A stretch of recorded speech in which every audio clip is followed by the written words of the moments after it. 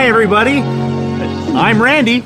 And I'm JD, and we're the Cannon Cruisers. And we're here today to talk to a movie. Talk to a movie? How funny. We're here to talk about a movie called Death Wish 2. 2! Starring Charles Bronson. Directed by Michael Winner. And he came out in 1982. That's right, we're in 1982, people. Traveling through time. Woo! So, if you've ever seen a Death Wish movie, here's a plot synopsis. Yes. Charles Bronson has something horrible happen to somebody he knows, and he goes after the people who did the horrible thing, and he kills them. That's the basic plot line to every single Death Wish movie, including this one. And more on that later from Randy. More on that later. Now, before we continue, here is the trailer. So let's talk a little bit about the cast first before the trailer. Oh, you want to talk about the cast? Okay. Always bring up the cast first. So, like we said, it's starring Charles Bronson as Paul Kersey, but it also features the return of Vincent Gardenia as spoiler Detective Frank Ochoa. And also Charles Bronson's real-life wife, Jill Ireland, as his love interest. Yes, and almost fiancé, which we'll get to later as well. Yep, and the only other really big thing that people should know regarding this is that this is one of the larger appearances, I guess, at the time, for one Lawrence Fishburne the third. Yes, you heard me, Morpheus was in this movie. I believe it was his first appearance in a movie, just like in the first film, it was Jeff Goldblum. Really strange to think about. And now for the trailer. We do what we can. And so does he. Is this your daughter, Mr. Kersey? Mr. Kersey, is that Carol? When murder and rape are the crimes, Bronson is the only punishment. Charles Bronson, Death Wish 2. There's something else you should know, sir. Paul Kersey now lives in Los Angeles. And we're back. Okay, and we're back. So, I guess we'll start with our general impressions first. General impressions, okay. It's a different movie from the first film. The first film is more of a drama with some thriller and action elements. This is an action film with some thriller elements. And also, it's a lot more explicit than the first film. It's a very 80s film. Yeah, this movie, take everything you liked about the first movie, and now turn it up and make it more gratuitous, and you got Death Wish 2. I would differ a bit on that, but sure. I guess. No, like I said, I just found it was very, very gratuitous. It was gratuitous. Well, we'll get to that in a bit. But first, we'll talk about our highlights of the film, and then we'll get to the lowlights of the film. So what would you say would be the highlight of the film for you, Randy? Well, very much it was just Charles Bronson's performance. It's like he did a very good job of playing Charles Bronson in... yeah, I'm kind of joking about that, but no, it is Charles Bronson. He did a pretty good job of... Paul Kersey. Playing Paul Kersey, yeah. He did a good job of showing... Well, I wouldn't call it that much of a range, but... He plays a man on the edge. Yeah, he plays that cliche of the man on the edge, and he did a very good job of cutting between his... This is how I am in real, like in the quote unquote real world, and this is how I am in my darker nighttime passions of killing muggers. For me, the highlight would basically be the general aesthetic of the film. I liked the aesthetic better than the first film. Oh, and there's also the one line of, the line I'm thinking of, JD. Which line? Do you believe in Jesus? Oh, yeah. Yes, you're gonna meet him. Bang. Yes, I said the general feel. I like the aesthetic. It felt it's one of the first 80s action films in that it nails the look of the 80s films going forward. And I like the soundtrack by Jimmy Page. I thought it was very atmospheric and very strong. And I enjoyed the direction.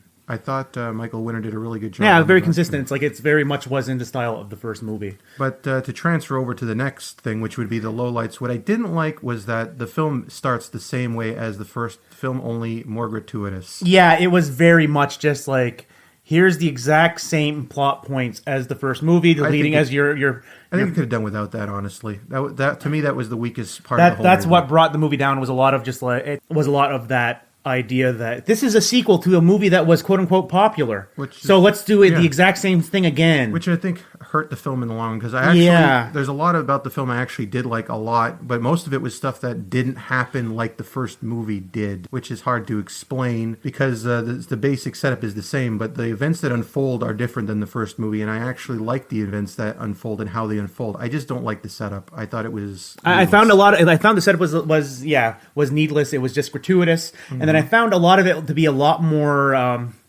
What's the word I'm looking for? Pat. You know, it's like because the first movie, like I'm going to go back to the first movie right now. There was a sense of futility about it. It's like there was that drama part of the movie, and the movie was him trying to find the people who had killed his wife and raped his daughter, and he never found them. But this movie here was. Well, the first movie felt more like he just reached the end of his rope and just went out and started killing muggers. This one felt like he was only doing it specifically to find the specific people who attacked him. It was more like a plan than the original one. In a city that was just as big and population-wise as New York. So it's like my suspension of disbelief started to leave there just compared to what the first movie was, where it's like, okay, realistically, it's like the chances of him finding muggers.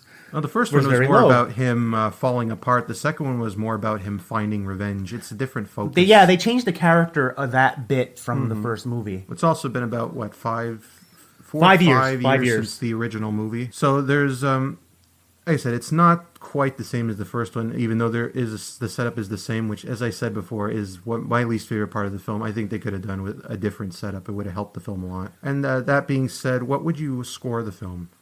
Well, as I was saying earlier, I would have gone, like, if we were doing half points, it'd be 2.5, but we don't. So I'm actually going to go a little bit more to the favorable side. I'm going to give the movie a 3. Oh, yeah? Just because it wasn't a bad film overall.